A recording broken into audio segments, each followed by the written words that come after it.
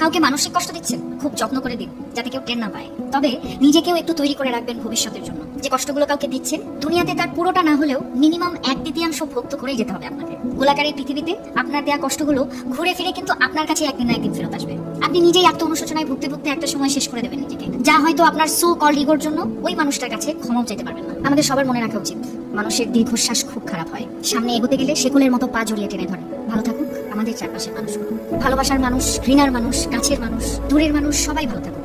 অভিশাপ না দিলেও রুহের হায় বলে একটা কথা আছে, যাকে রিভেঞ্জ অফ নেচার বলে, যেটা আমাদের বিশ্বাস করতেই হবে। প্রকৃতি কিছু ভোলে না, সময়ের ব্যবধান মাত্র।